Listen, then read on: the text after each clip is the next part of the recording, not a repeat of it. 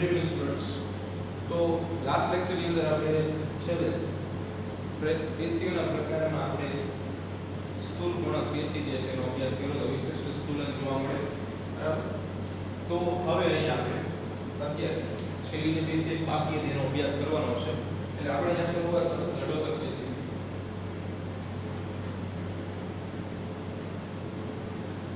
આજની પેલી પેશી જે છે એ છે જડોદક પેશી. નામ જેવું જ નામ છે. યાંત્રિક મજબૂતાઈ આપવાનું કામ કરે છે અને નિર્જીવ કોષોની બનેલી રચના દંડોદક પેશી છે મજબૂત હોય છે. બરાબર.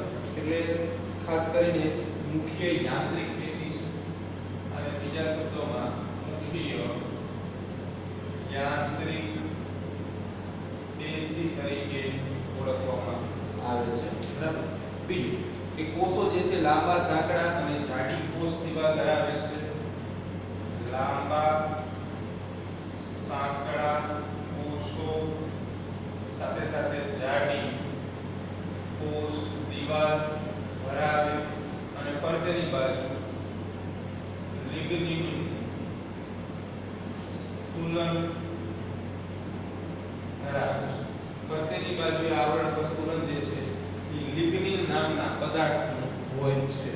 બરાબર છે. ખાસ કરીને એનું કાર્ય જે છે એ વનસ્પતિના અંગોને યાંત્રિક મજબૂતાઈ આપવાનું છે.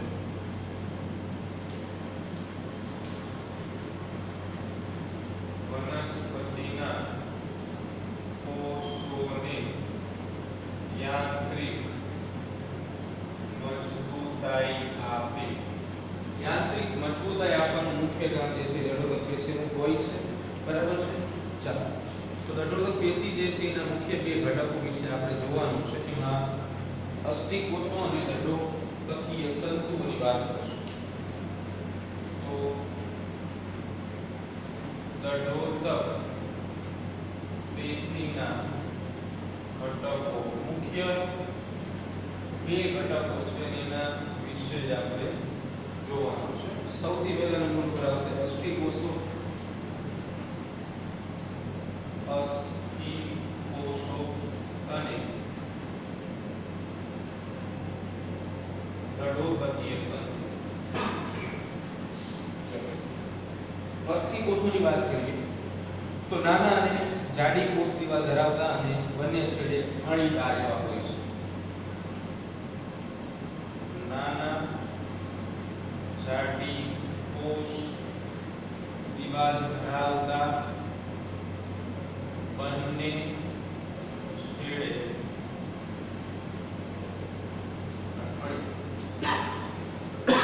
છેડા જે છે ને બંનેના સાંકડા છે એવું પણ કહી શકાય. બરાબર છે.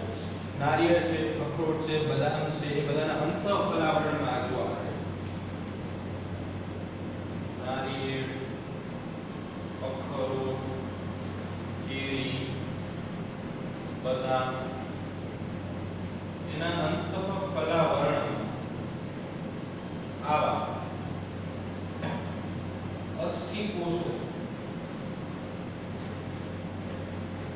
જોવા મળે છે. અંતઃફલાવરણ અંદરનો જે ભાગ છે ત્યાં વિશિષ્ટ પ્રકારના અસ્થિ કોષો જે છે જોવા મળે છે. બરાબર. ઓકે. દંડોદકીય તંતુઓની વાત કરીએ આપણે તો દંડોદકીય તંતુઓ જે છે એ રેસામી છે અને વનસ્પતિ તેના લાંબામાં લાંબા કોષો છે. આ રેસામી અને વનસ્પતિ કોષના લાંબામાં લાંબા એટલે સૌથી વધુ લંબાઈ જે છે એ દંડોદકીય તંતુઓ જે છે વનસ્પતિઓમાં ધરાવશે અથવા જોવા મળશે. તેમની કોષ દિવાલ જે છે એની વચ્ચે પોલાણ જે છે જોવા મળતું હોય છે. બંને વિશે આપણે જોઈએ તો દંડોદક તંતુનો સૌથી પહેલા સાદો છેદ જોઈએ. દંડોદક તંતુનો છેદ તો એ આવો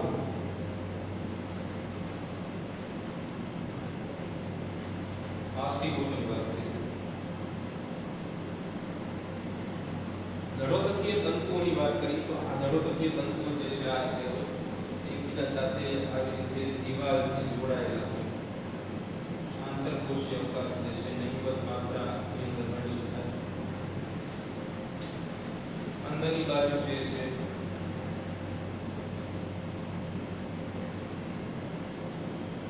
એની રચનાઓ, બાકીનો વિસ્તાર જે છે એ ગર્ભનો ભાગ કહેવાય, ગેપ ઇન શોર્ટ.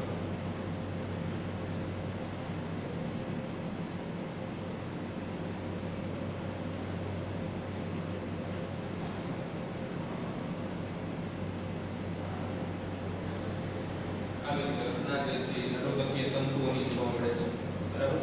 તો સાધારણ ગર્ભ કહેવાય, આ જે ભાગ છે ગર્ભ કહેવાય, ગર્ભ એટલે આપણે જનરલી ખાડો કહેતા હોઈએ છીએ, આ ખાલી ભાગ, અને આ જે છે એ બનેલી જોડતી સપાટી છે. આ બની ગયું દડોદકીય તંતુ જે છે એનો આડો છેદ, દડોદકીય તંતુનો આડો છેદ. તો એવી રીતે આડા છેદની જેમ આપણે ઊભો છે જ્યારે લે છે દડોદકીય તંતુઓનો તે, તો એ છેદ જે છે એ તમને આ રીતે જોવા મળે છે. તે મુજબ વાત કરી કે બંને છેડે જે છે એ આવા અણીદાર કોષો છે. તો આવી રીતે અણીદાર કોષો જે છે બે છેડે આપણે બનાવીએ.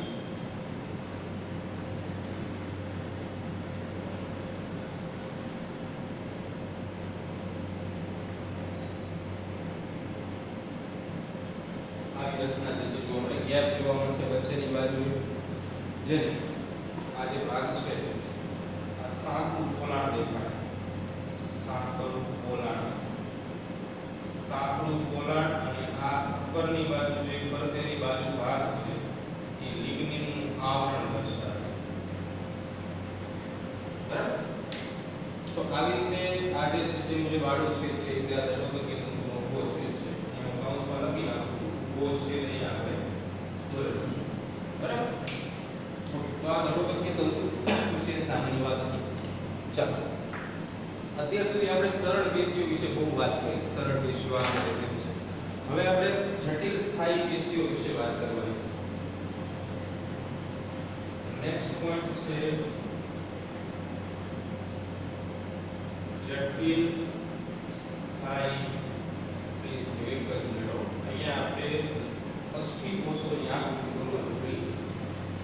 ચાલો, અસ્થિ કોષો જે છે અસ્થિ કોષો આવા લાગે.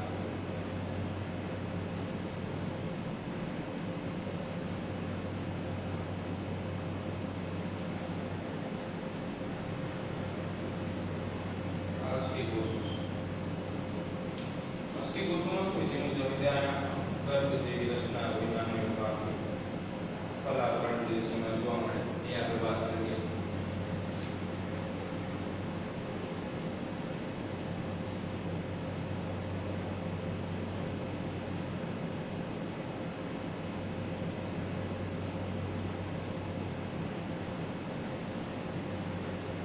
તો આ ભાગ જે છે એને અસ્થિ કોષો કહેવામાં આવે, બરાબર.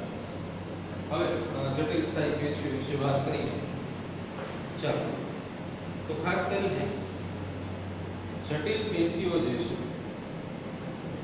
એ સ્થાયી છે અને એક કરતા વધારે પ્રકારના કોષોની બનેલી હોય. સૌથી પહેલા સ્થાયી શબ્દ તો આપણે સમજી શકાય છે કે સ્થાયી પેશીઓ છે, અને જટિલ શબ્દ જે આપણે એવું સમજીએ છીએ કે એક કરતા વધારે પ્રકારના કોષોથી બને છે. એક કરતા વધુ પ્રકારના જે કોષો છે એનાથી બનેલી રચના છે, એટલા માટે આપણે એને જટિલ સ્થાયી પેશી તરીકે ઓળખીએ છીએ. એક કરતાં વધારે કોષોની બનેલી રચના હોવાના કારણે, બરાબર. ચાલો, હવે આગળ જઈએ. એમાં કે જટિલ સ્થાયી પેશીઓ જે છે એ જટિલ સ્થાયી પેશીઓ વિશે આપણે જોવાનું છે. મુખ્યત્વે આપણે આપણા સિલેબસમાં બે પ્રકારની જટિલ સ્થાયી પેશીઓ જોવાની છે. તો જટિલ સ્થાયી પેશીના ઉદાહરણો જે છે એ બે છે. એમાં પહેલા નંબર પર જલવાહક પેશી અને બીજા નંબર પર અનવાહક પેશી.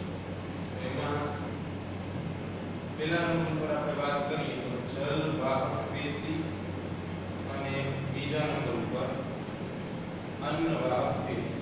બે પેશી વિશે પહેલા આપણે સામાન્ય થોડીક માહિતી લઈને પછી સમજીએ.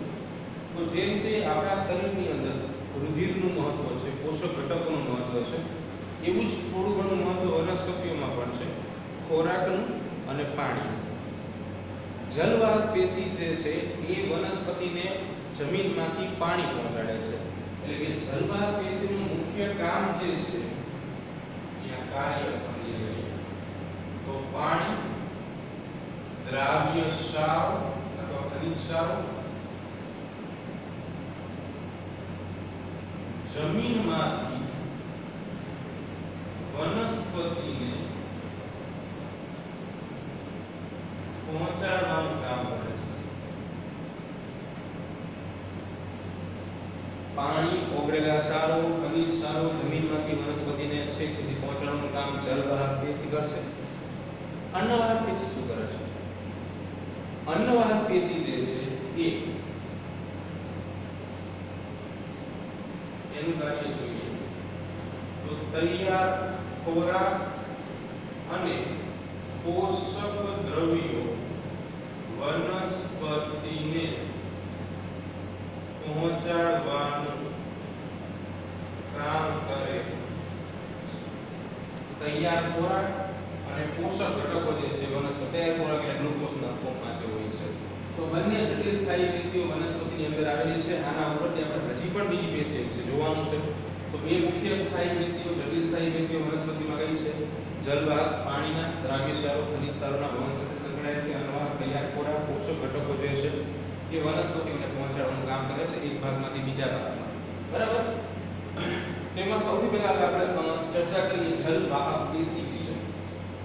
તો નંબર 1 ઉપર વાત કરીએ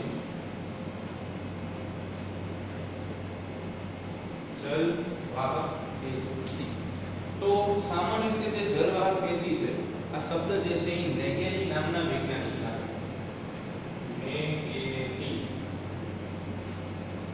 દ્વારા આપવામાં આવેલ શબ્દ છે. જલવાહક આ શબ્દ જે છે એ કોણ આપેલો છે? નેગેરી દ્વારા આપવામાં આવેલો છે. પાણી અને ખનિજ ક્ષારોનું વહન કરે છે, સાથે સાથે વનસ્પતિ જે છે યાંત્રિક બળ પણ પૂરું પાડે છે. ચાલો ખાસ કરીને જ્યારે આપણે વાત કરીએ જલવાહકનું કાર્ય પાણી અને દ્રાવ્ય ક્ષારોનું વહન કરે છે. તો જ્યારે આવું વહન કરાવવું હોય તો વહનની આવી ક્રિયાવિધિ માટે જીવરસનું મૃત થવું અતિ આવશ્યક હોય છે. જીવરસ મૃત અવસ્થામાં હોય તો આવા દ્રવ્યો જે છે પાણી છે એનું વહન જે છે એ અતિશય સરળતાથી થઈ શકતું હોય છે. બરાબર? ઓકે ચલો જલોદભિદ વનસ્પતિ અને શુષ્કોદભિદ વનસ્પતિ જે શબ્દ આપણે સમજીએ.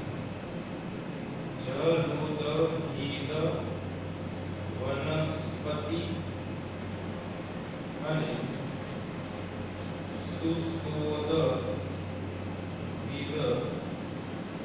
વનસ્પતિ. જલોદભિદ વનસ્પતિ એટલે કે જે પાણીમાં રહેતી વનસ્પતિ છે અથવા તો જે પાણીની અંદર ઉગે છે એમ શોર્ટમાં જલજ વનસ્પતિઓ જે છે એને જલોદભિદ વનસ્પતિ કહેવાય. એટલે પાણીમાં ઉગતી વનસ્પતિઓ. શુષ્કોદભિદ એટલે કે જે જમીન ઉપર અથવા મરુસ્થળ જે છે મરુસ્થળનો અર્થ એવો થાય રણ પ્રદેશ. તો રણ પ્રદેશોની અંદર જે વનસ્પતિઓ ઉગે છે એ શુષ્કોદભિદ વનસ્પતિઓ કહેવામાં આવે છે. બરાબર? જલોદભિદ અને શુષ્કોદભિદ. તો જલોદભિદ વનસ્પતિની અંદર જલવાહક પેશી જે છે આની અંદર જલવાહક પેશી ઓછી વિકસિત હોય છે અને શુષ્કોદભિદ વનસ્પતિની અંદર જલવાહક પેશી વધુ વિકસિત હોય છે. કારણ તમે જાણો છો જલોદભિદ વનસ્પતિને પાણીની ક્યારે ઉણપ નહીં પડે કેમ કે ઓલરેડી પાણીમાં જ ઉગે છે. બરાબર? એટલે પાણી એબ્સોર્બ કરવાની બહુ જરૂર પડશે નહીં. એટલે આનું કારણ શું છે? પાણીની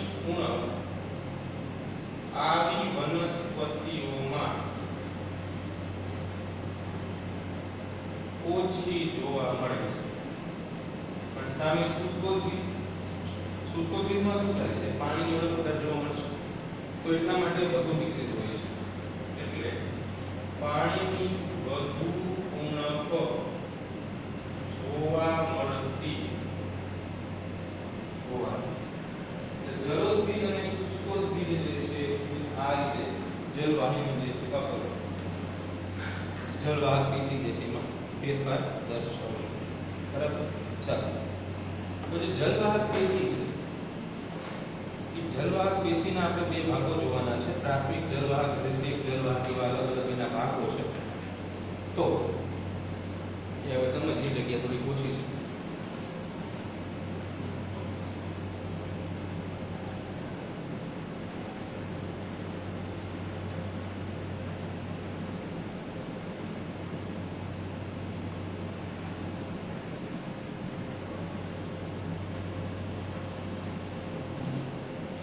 તો હવે આ બંને વિશે આપણે વાત કરવાની છે. જલવાહક પેશી સૌથી પહેલા આપણે કેવી મળે છે એના વિશે જોઈશું.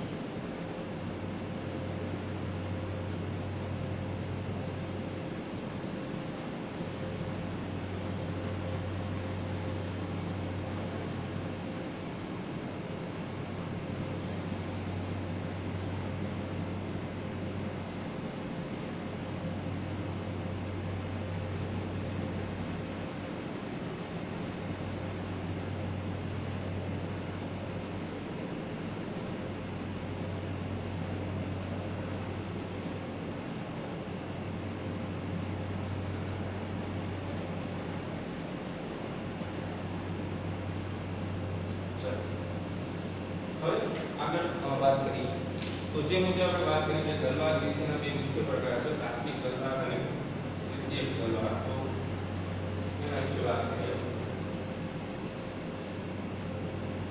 જલવાહક પેશી બે પ્રકારમાં કયા હતા?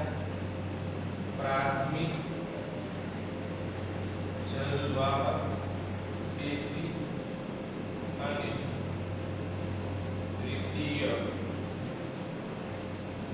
જલવાહક પેશી. પ્રાથમિક જલવાહક પેશી જે છે એ ખાસ કરીને પૂર્વ એધામાંથી ઉત્પન્ન થાય છે અને જલવાહક પેશી સર્જાય એ પહેલા જોવા મળે. પૂર્વ એધામાંથી ઉદ્ભવે. પૂર્વ એધા શું છે એ આપણે સમજીએ. બીજું કે એના મુખ્ય બે પ્રકાર છે. એમાં પહેલું છે આદિદારું અને બીજા નંબર પર આવે અનુદારું.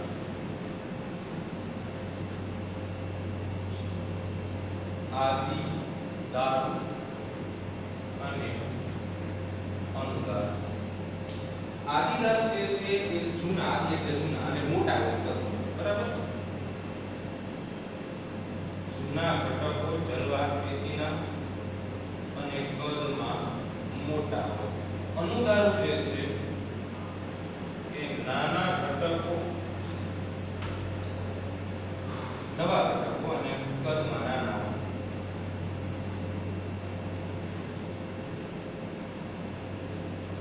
દ્વિતીયક જલવાહકની વાત કરી લઈએ પહેલા. દ્વિતીયક જલવાહક જે છે દ્વિતીય વૃદ્ધિ દરમિયાન વાહક એધામાંથી ઉત્પન્ન થાય છે. દ્વિતીય વૃદ્ધિ દરમિયાન વાહક એધામાંથી ઉદ્ભવે છે. આગળ પાછળ જોવાનું છે, એના કોઈ પ્રકાર નથી. આ બધી વસ્તુ આપણે ક્લિયર કરી. આપણે એક શબ્દ સમજશું, વાહિપુલ. શું શબ્દ સમજશું? વાહિપુલ. વાહિપુલ એક એવી રચના છે જેમાં જલવાહક પેશી અને અનુવાહક પેશી બંને જોવા મળે. એ પણ સારું. વાહિપુલમાં શું જોવા મળશે? જલવાહક પેશી અને અન્નવાહક પેશી આ બંને સાથે જોવા મળે. આ બંનેની વચ્ચે એટલે કે જલવાહક પેશી અને અન્નવાહક પેશી ફોર એક્ઝામ્પલ હું તમને દેખાડું છું કે ચાલો આ એક વાહિપુલ છે, આ એક બીજો વાહિપુલ છે. તો એક્ઝેક્ટલી બંનેની વચ્ચેની જગ્યાએ આવી રીતે વર્ધમાન પેશીની બનેલી અથવા વર્ધનશીલ પેશી જે સવારે જોઈ હતી એની એક રચના આવી. ફોર એક્ઝામ્પલ અહીંયા ઉપરની બાજુ અન્નવાહક પેશીનો ભાગ છે, અહીંયા જલવાહકના ભાગ છે, અહીંયા ઉપર જલવાહકના ભાગ છે, નીચે અન્નવાહકના ભાગ છે. તો અહીંયા વર્ધમાન પેશીની એક રચના આવેલી હોય જેને એધા કહેવામાં આવે. જે વર્ધમાન પેશી અથવા તો વર્ધનશીલ પેશીની બનેલ રચના છે. બરાબર? તો આવી પૂર્વ એટલે શરૂઆતની એના જે છે એમાંથી ઉત્પન્ન થાય અને એના બે પ્રકાર આદિકાળનું અનુદાન છે. દ્વિતીય વૃદ્ધિ. વનસ્પતિઓમાં બે પ્રકારની વૃદ્ધિ થાય. એમાં વનસ્પતિની અંદર જોવા મળતી વૃદ્ધિ એના મુખ્ય બે પ્રકાર છે. એમાં પહેલા નંબર ઉપર આવે પ્રાથમિક વૃદ્ધિ અને બીજા નંબર ઉપર આવે દ્વિતીય વૃદ્ધિ. પ્રાથમિક વૃદ્ધિ જે છે એ હંમેશા વનસ્પતિમાં લંબાઈને અનુલક્ષીને થાય. એટલે પ્રાથમિક વૃદ્ધિ દરમિયાન લંબાઈમાં વધારો થાય. એટલે કે લંબાઈને અનુસરીને થાય. ઇન શોર્ટમાં લંબાઈમાં વધારો થાય. દ્વિતીય વૃદ્ધિ જે છે એ પહોળાઈને અનુલક્ષીને થશે અને એના કારણે પહોળાઈમાં વધારો થાય. બરાબર? આ દ્વિતીય વૃદ્ધિ એટલે કે જ્યારે પહોળાઈમાં વધારો થશે એ દરમિયાન વાહકીયતા, આને વાહકીયતા કહેવાય, બાહ્યતા કહેવાય, ખાલીયતા કહેવાય. બરાબર? એમાંથી ઉત્પન્ન થાય છે. ક્લિયર? હવે જલવાહક પેશી જે છે એ ચાર ભાગ ધરાવે છે. જલવાહિની, જલવાહિનીકી અને જલવાહક તંતુ. ચાલો જલવાહક પેશી. આ જલવાહક પેશીના ભાગો. જલવાહક પેશીની અંદર કયા કયા ભાગો જે છે એ તમને જોવા મળે છે. તો ચાર ભાગ. એમાં જલવાહિની, જલવાહિની જો યાદ રહી જાય. બરાબર? જલવાહિની અને પાછળમાં ખાલી કી એટલે જલવાહિની, જલવાહિની. પછી જલવાહક તંતુ, જલવાહક તંતુઓ અને છેલ્લે જલવાહક મૃદુતા. આ ચારે ચાર ભાગો જલવાહક પેશીના છે અને એમાં શરૂઆતના જે ત્રણ ભાગો છે એ મૃત તત્વો છે. આ જે છે એ મૃત ભાગો છે અને આ એક ભાગ જે છે એ જીવંત ભાગ છે. જલવાહક પેશી. બરાબર? ત્રણ મૃત ભાગો એટલે જલવાહિની, જલવાહિનીકી, જલવાહક મૃદુતો. આ બધા જે છે તંતુઓ જે છે બધા મૃત ભાગો છે. બાકીના જે છે એ જીવંત ભાગની અંદર આવશે. બરાબર? થેન્ક્સ. હવે આગળ આપણે વાત કરી સૌથી પહેલા જલવાહિનીકી વિશે વાત કરશું. તો નંબર 1 પર જલવાહિનીકી.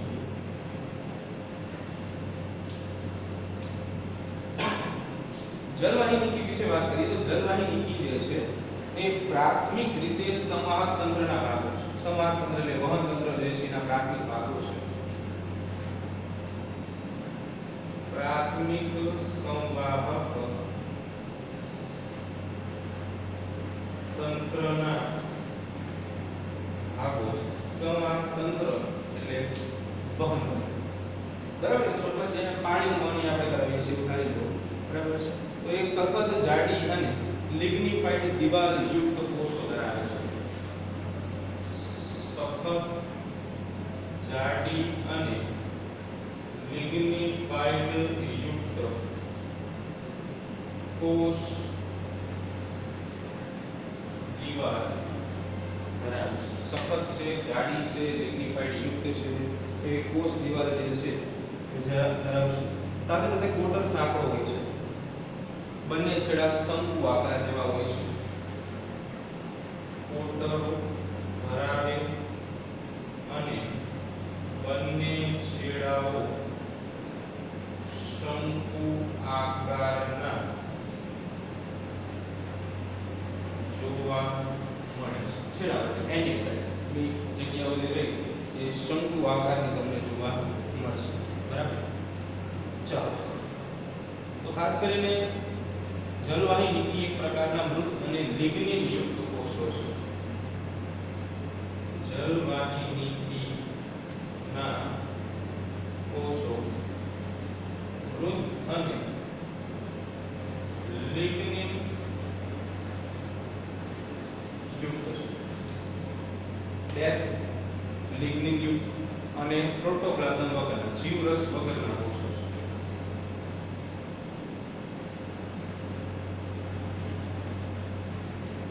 એટલે એની અંદર તમને જીવરસ જે છે એ જોવા મળશે નહીં. બરાબર. રિસોર્ટમાં ખાલી છે એમ કઈ તો પ્રચાર છે. બીજું તેને ખાસ કરીને અલગ અલગ ભાગોમાં વિભાજિત કરવામાં આવે છે સ્ફુરણના આધારે, જેમ કે વલયાકાર, ગુચડાકાર. આજે આપણે વાત કરીએ કે સ્ફુરણ છે, તો સ્ફુરણના આધારે જલવાહિનીને વિવિધ ભાગોમાં વિભાજિત કરવામાં આવે છે. તો હવે આ ભાગો કયા છે કે જેની અંદર એને વિભાજિત કરવામાં આવે છે? તો વલયાકાર, ગુચડાકાર,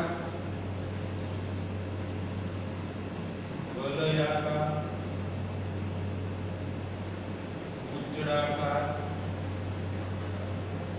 સોપાનાકાર. સોપાન એટલે સીડી, સ્ટેપ બાય સ્ટેપ આપણે સીડી જોયું. આ તો સીડી જેવા આકારના હોય સોપાનાકાર, જાલિકાકાર અને ગર્તયુક્ત. જાલિકાકાર અને ગર્તયુક્ત. આવી અલગ અલગ પ્રકારની જલવાહિની જે છે સામાન્ય રીતે જોવા મળતી હોય છે. એમાં વલયાકાર અને ગુચડાકાર જે છે એ બંને આદિદારમાં જોવા મળશે. ક્યાં જોવા મળશે? આદિદારમાં. સોપાનાકાર જે છે મોટા ભાગે ત્રિઅંગીમાં જોવા મળશે. ત્રિઅંગી વનસ્પતિઓમાં.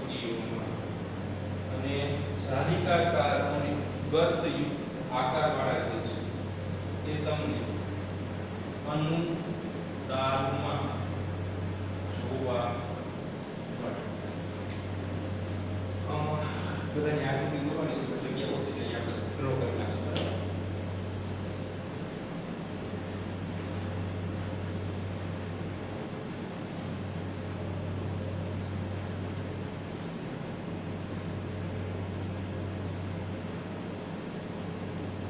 ચલો આગળ વાત કરીએ. તો અહીંયા આપણે વાત કરેલી કે અલગ અલગ આકાર જે છે જોવા મળે છે જલવાહિનીના. તો એ આકારો જે છે એ વાત કરવાની છે. એવા આકાર જે છે એ જલવાહિનીના જોવા મળે છે.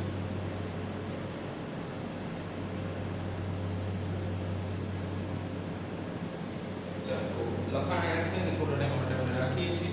સૌથી પહેલા આપણે વાત કરીએ વલયાકાર વિશે. તો વલયાકાર જે છે, વલયાકાર તમને આમ જોવા મળે.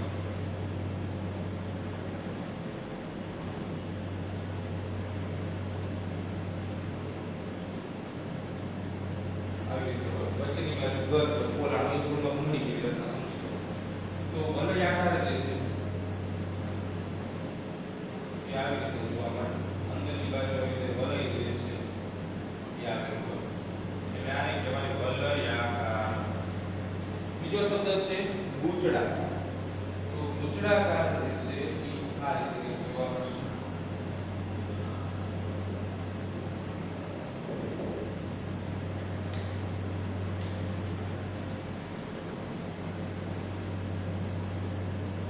આવી રીતે ગુચડાકાર જે છે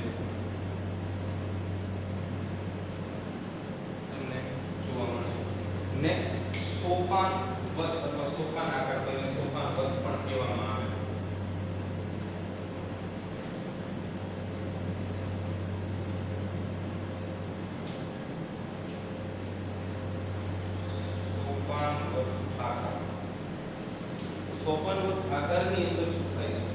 તો એમાં આવી રીતે આ વચ્ચે સીડીઓ જેવી રચના જોવા મળે. કેમ કે સીડી હોય એ સીડી જેવી રચના જોવા મળે.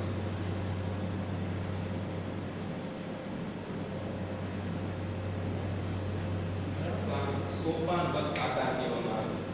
આગળ આપણે જાલિકાકાર વિશે જોઈએ. જાલિકાકાર જે છે એ જાલિકાકાર અને ગર્ભયુક્ત બે આપણે પૂરી નાખીએ.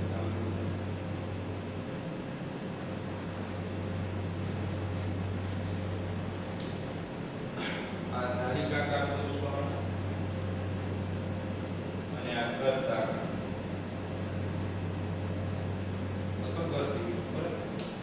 તો જાલિકાકાર જે છે એમાં આવી ઘણી બધી રચનાઓ જે છે એ જોવા મળશે જે જાલિકાકારનું ઉદાહરણ આપે છે.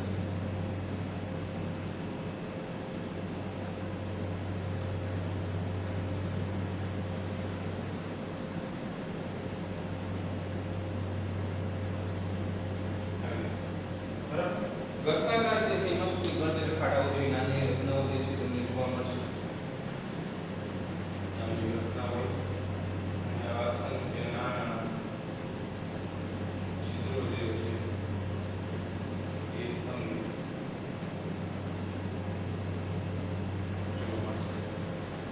તો આવી રીતે ચારે ચાર પ્રકારો જે છે જનરલી હોય છે જલવાહિનીના. ચાલો હવે જલવાહિની વિશે વાત કરવાની છે. પહેલા પૂછીમાં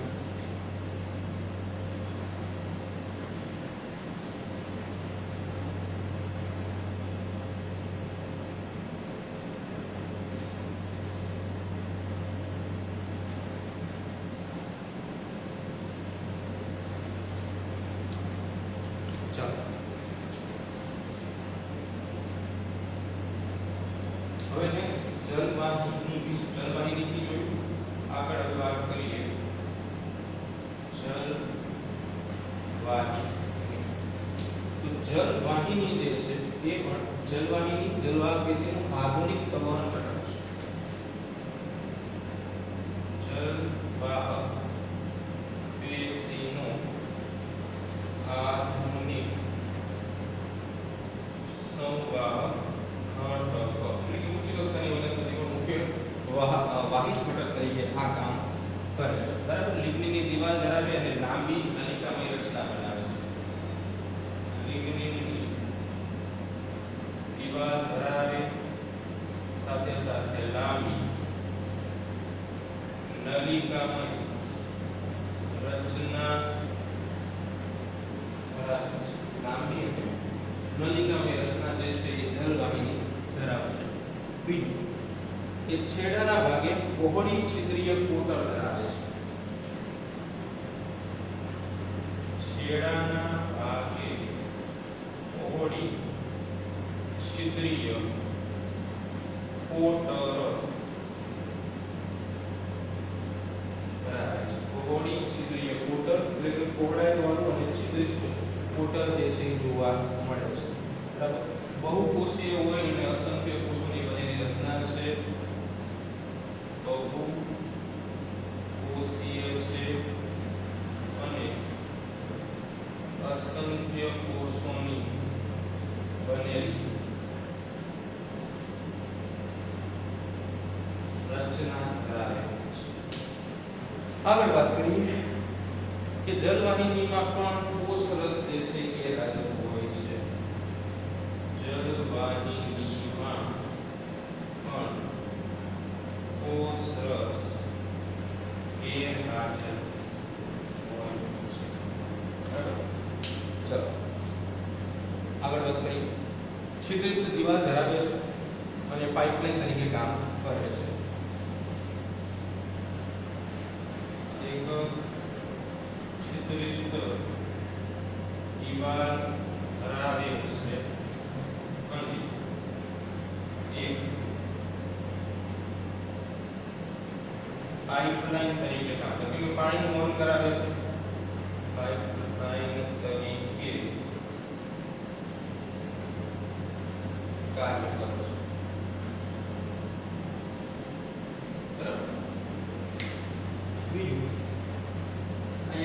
જલવાહિની વિશે આટલું છે. બીજી એક અગત્યની વાત એવી છે કે દિવાલમાં સરળ અથવા તો જટિલ એવી બે રચના હોય. દિવાલમાં એક છિદ્ર હોઈ શકે છે જે દિવાલ ધરાવે છે. તો દિવાલમાં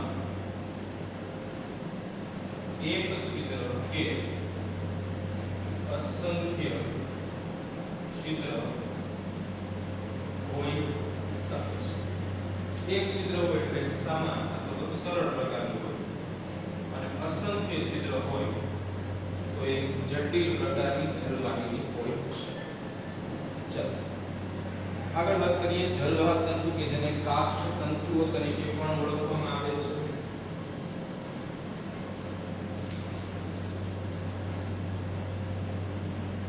જલવાહક તંતુઓ બીજા શબ્દોમાં એને કહેવામાં આવે કાષ્ઠ તંતુ. જલવાહક તંતુઓ અથવા તો કાષ્ઠ તંતુઓ એ મુખ્યત્વે પડદાયુક્ત અથવા પડદાવિહીન હોઈ શકે છે. આકારો પડદાયુક્ત કે પડદાવિહીન હોઈ શકે છે. મુખ્ય કામ જે છે આનું એ જલવાહિની અને જલવાહિનીને યાંત્રિક મજબૂતાઈ આપવાનું હોય છે. મુખ્ય કામ શું છે તો કે જલવાહિની અથવા તો જે જલવાહિની છે એને યાંત્રિક મજબૂતાઈ આપવાનું કામ જે છે એ આ બધા કરતા હોય છે.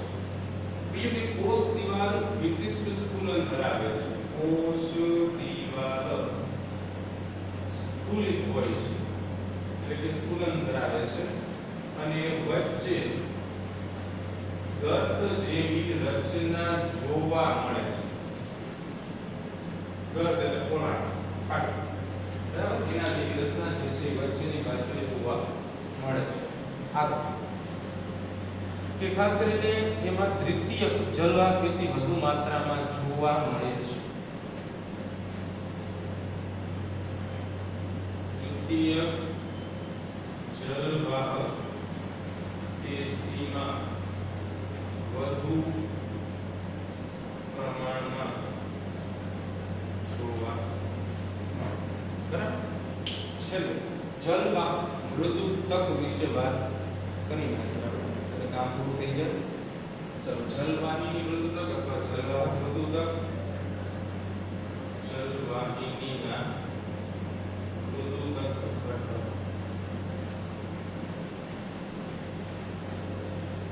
જલવાહિનીના મૃદુતક ઘટકો જે છે એમાં કોષો જીવંત અને કોષ દિવાલ સેલ્યુલોઝની બનેલી અને પાતળી હોય છે.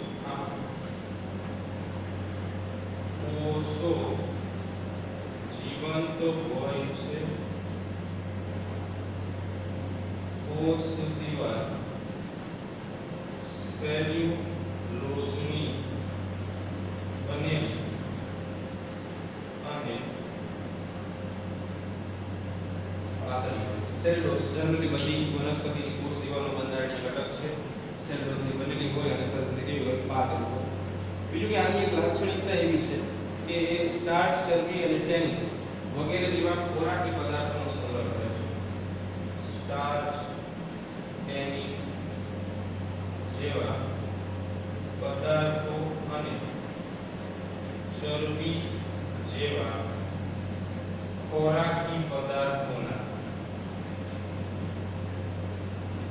સંગ્રહણની સાથે સંકળાયેલ છે. એટલે આ બધા સંગ્રહ કરવાનું કામ જે છે જલવાહિની મૃદુતક કરે છે.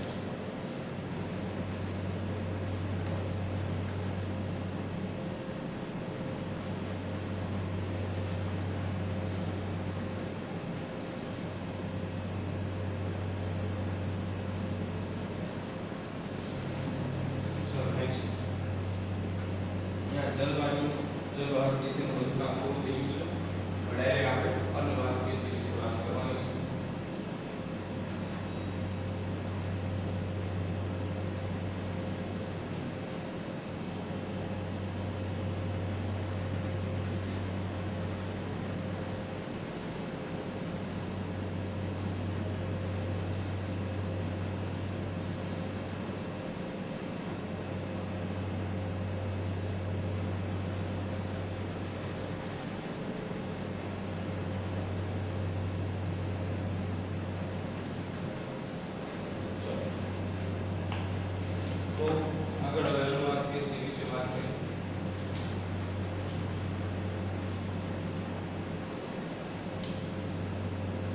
જો અન્નવાહક પેશી જે છે એના વિશે આપણે વાત કરવાની છે. તો જે મુજબ આગળ પણ વાત કરી હતી કે અન્નવાહક પેશી જે છે અન્નવાહક પેશી તે તૈયાર ખોરાક અને પોષક પદાર્થો જે છે એના વહનની સાથે સંકળાયેલી રચના છે. તૈયાર ખોરાક અને પોષક પદાર્થ નું વહન કરે. એટલે આ બંનેના વહનની સાથે સંકળાયેલી રચના છે. નાગેરી નામના વૈજ્ઞાનિકે જે પહેલા પણ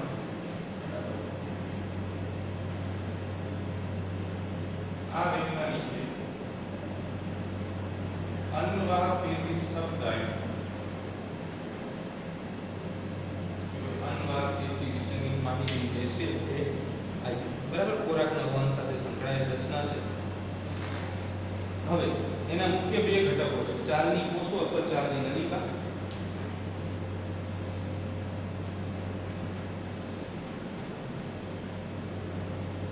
બે ઘટકો એમાં પહેલા નંબર ઉપર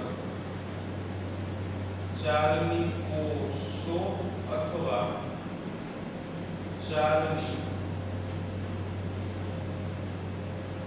નલિકા અને બીજા નંબર ઉપર સાથી કોષો. ચાલની નલિકા અથવા તો ચાલની કોષો જે છે ચાલની કોષો અનાવૃત બીજધારી વનસ્પતિમાં જોવા મળે. આ જે છે એ અનાવૃત બીજધારી વનસ્પતિમાં જોવા મળે. ત્યારે ચાલની નલિકા જે છે એ આવૃત બીજધારી વનસ્પતિમાં જોવા મળે. ચાલની કોષો અનાવૃત બીજધારી, ચાલની નલિકા આવૃત બીજધારી. બરાબર. ત્રિઅંગી વનસ્પતિઓની અંદર પણ ચાલની કોષોની હાજરી જોવા મળે છે. ત્રિઅંગી વનસ્પતિઓમાં પણ. બરાબર. ઓકે. તો ચાલની ઘટકોની શોધ હર્ટિંગ નામના વૈજ્ઞાનિક દ્વારા થઈ હતી. હર્ટ કરવાની વાત કરી. હર્ટ. બરાબર. ચાલની ઘટકોની શોધ એટલે ચાલની કોષો અને ચાલની નલિકા. ચાલની ઘટકોની શોધ કરી હર્ટિંગ નામનું વૈજ્ઞાનિકે તો ચાલની ઘટકોની શોધ કરેલી હતી. બરાબર. ચાલની નલિકા લાંબી અને આયામ રીતે ગોઠવાયેલી સહાયક કોષ સાથે જોડાયેલી હોય છે. ચાલની નલિકા લાંબી આયામ રીતે ગોઠવાયેલી આયામ રીતે ગોઠવાયેલ અને સહાયક કોષની સાથે જોડાયેલ તમને જોવા મળે છે. ચાલો. પુખ્ત ચાલની નલિકા કોષ કેન્દ્ર વગરની હોય છે અને વચ્ચેની બાજુ મોટી રસ્તાની જોવા મળે. પુખ્ત ચાલની નલિકા કોષ કેન્દ્ર વિહીન હોય છે અને મધ્યમાં મોટી રસધાની ધરાવે છે. આ એની લાક્ષણિકતા છે. બીજું કે ચાલની નલિકાના જે સહાયક કોષના કોષ કેન્દ્ર છે સહાયક કોષના કોષ કેન્દ્રો દ્વારા ચાલની નલિકાના કાર્યનું નિયંત્રણ થાય છે. ચાલની નલિકાના કાર્યનું નિયંત્રણ આ કોષ દ્વારા થશે. ચાલની નલિકા જે છે પોતે એક જીવંત કોષ છે. આ ખાસ યાદ રાખજો આપણે. ચાલની નલિકા એ જીવંત કોષ કોષ છે એટલે કે જૈવ ઘટક છે અથવા તો જીવંત અવસ્થા દર્શાવે છે. ચાલો આગળ વાત કરીએ સાથી કોષો વિશે. તો પાતળી દિવાલ ધરાવે છે. આ પાતળી દિવાલ ધરાવતા મૃદુતકીય કોષો છે. પાતળી દિવાલ ધરાવતા મૃદુતકીય કોષો જે છે એની આપણે વાત કરીએ છીએ. તો ખાસ કરીને આ મૃદુતકીય કોષો જે છે એ આયન ગોઠવાયેલા હોય છે, સામાન્ય દિવાલ ધરાવે છે અને આ બિનધારીમાં પણ જોવા મળે છે. ચાલની નલિકાના ઘટકોની સાથે આયામ રીતે એટલે કે ઊભી રીતે ગોઠવાયેલ હોય છે.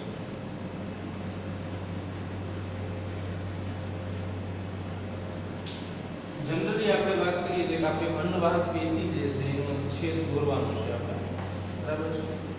આપણે અત્યારે ખાલી મુખ્ય બે ઘટકો વિશે જ વાત કરી છે. બીજા બે ઘટકો જે છે અન્નવાહક મૃદુતક અને અન્નવાહી તંતુ એના વિશે આપણે વાત નથી કરી અત્યારે, બરાબર. મુખ્ય એના ઘટકો જે છે ચાર છે, પણ સમય અનુસાર આપણે આપી દેખાડા કઈ વાંધો નહીં, આપણે ચાર ઘટક લખી નાખીશું. પણ અત્યારે ખાલી આપણે ચર્ચા બે જ કરીશું, સમય થોડો ઓછો છે આપણા પાસે એટલા માટે. તો સૌથી પહેલા આપણે અન્નવાહક પેશી જે છે કેવી લાગે છે એનો ઊભો છેદ જે છે આપણે દોરવાનો છે. તો એ ઊભો છેદ આપણે અહીંયા દોરી નાખીશું. જગ્યામાં દોરાઈ જાય.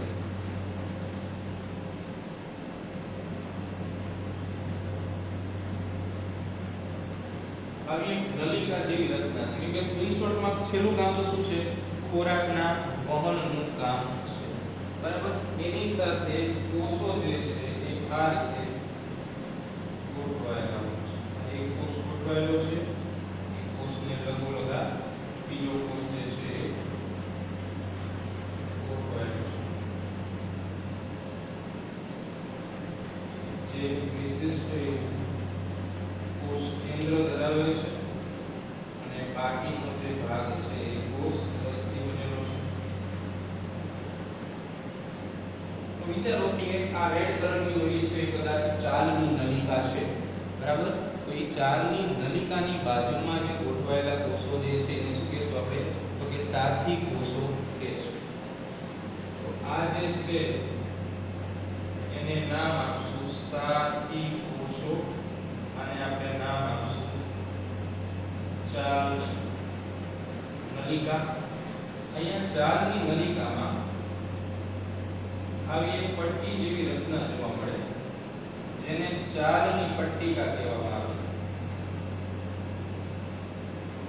શું કહેવાય? ચાલની પટ્ટિકા, બરાબર છે. વિશિષ્ટ પ્રકારના કોષ કેન્દ્રો સાથી કોષો જે છે ધરાવે છે. આયા રીતે જો આ રીતે ગોઠવાયેલા છે. અહીંયા તમને જોવા મળશે કોષ કેન્દ્ર અને અહીંયા તમને જોવા મળશે કોષ રસ, બરાબર. આવી જ રીતે આ બેની બીજી વાત આપણે કરવાની છે. એટલે એની અંદર આપણે અન્નવાહક પેશીની અંદર આપણે ચાલની નલિકા અને સાથી કોષો કેવી રીતે ગોઠવાયેલા છે એની આપણે ચર્ચા કરવાની છે. તો આપણે આજે છે ને ઊભો છે લીધો છે. હવે કદાચ આપણે એનો આડો છેદ લઈએ તો કેવી રીતના જોવા મળે છે એની આપણે ચર્ચા કરીએ. આડો છેદ જ્યારે આપણે લઈએ છીએ એ આડા છેદમાં કેવી રચના તમને જોવા મળે છે એ આપણે હવે અહીંયા જોઈએ.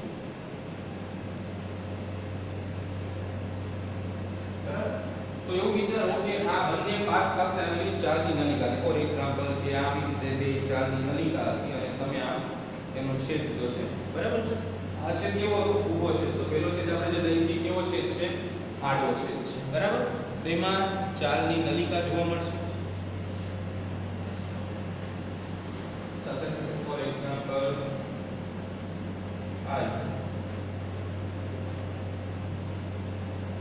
આટલો જે ભાગ છે એ ભાગ હું સાથી કોષોનો બતાવી દઉં છું.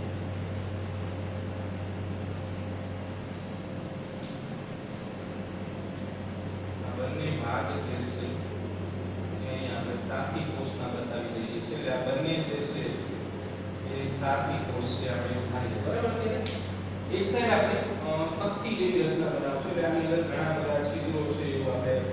દેખાડશું, જેને ચાલની તકતી કહેવામાં આવે.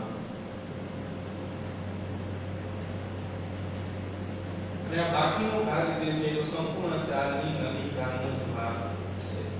બરાબર, નામ જે આપી દઈએ સાથોસાથ ચાલની તકતી આપણે દોરીને ચાલની નલિકા આવી ગઈ, સાથે કોષો આવી ગયા. અને આની ફરતેની બાજુએ અમુક કોષોનો સમૂહ હોય કે જેને અન્નવાહક મૃદુકદના કોષો જે છે એ કહેવામાં આવે છે. બરાબર, એ નોર્મલ વાત છે. દરેક કોષની ફરતેની બાજુએ આવી રચના જોવા મળે.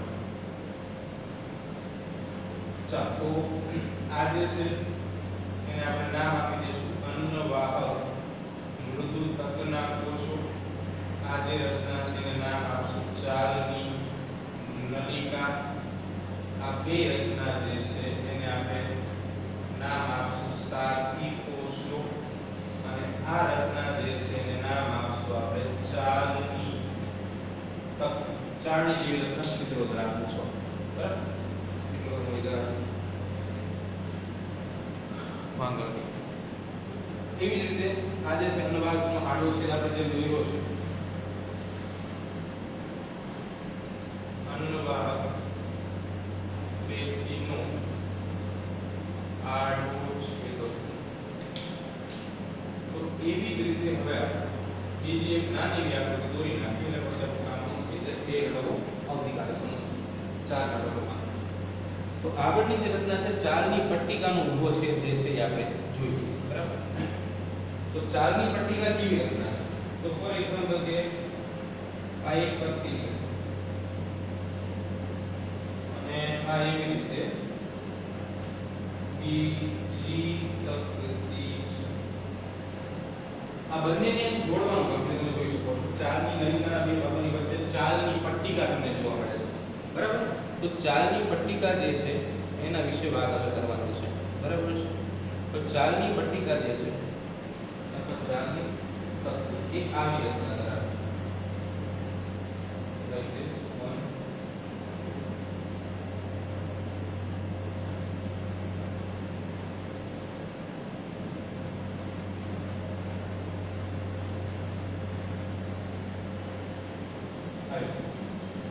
તો આજે આખી રચના બની છે આપણી એ રચનાને કહેવામાં આવે છે ચાલની તકતી.